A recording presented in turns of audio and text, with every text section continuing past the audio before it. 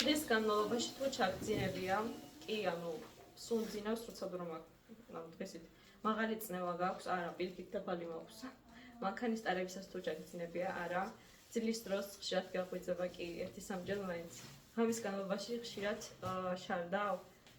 ისე რა, ხრინავ ძილის დროს, არა, ანუ ოპერაციას გავიკეთებდი ცხურის უფრო მეტად. ძილის დროს პარტნიორს უტყავ ეჭიკავები, არავინ არ მყავს პარტნიორი ძილის დროს. დღის მანძილზე გადახდილობის შეგრძნება დღის მანძილზე გადახდილობის შეგრძნება გაქვს, კი, სულ დღის განმავლობაში ძილიანობა გაქვს. ნუ თუ ძინერ მაგ შემთხვევაში. უეცარი წონის მატება შეგემჩნევია? არა. საწოლში წოლისას ფეხებს ვერ ადუნებ, ეს კი 100%. წნევის რეგულაციის სწავლებს ვამ, არა. რომ არ ვიზომავ წნევას.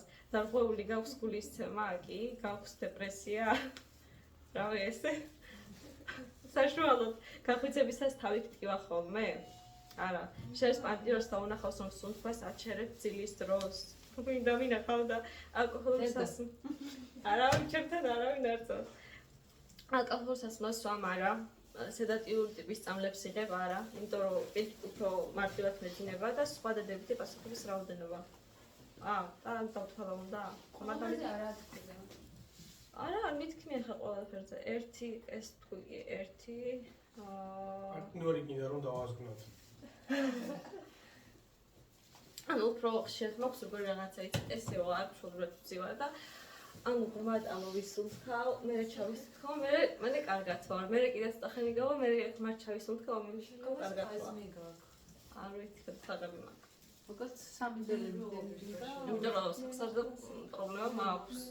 ესე პრობლემები უნდა გადაიხადოს სამი დელეგია, სადაც სახსარის მოჩანს პირდაპირ. ნუ მითხა, ეგ მითხეს რომ პირდაპირზე გადაიღეო. და აუცილებლად დიდი ინფორმაციის ჩვიდმეტიანი რომ ამაში შესაძლებელი გზაა. ესეც შეგრძნება მაგ თქოს აი რა ყოფნის რომ ამოვისუნთქებ, ანუ ჩასუნთქვის დროს უკვე მიჭირს. არ ვიცი რა ხდება. გადასაღები.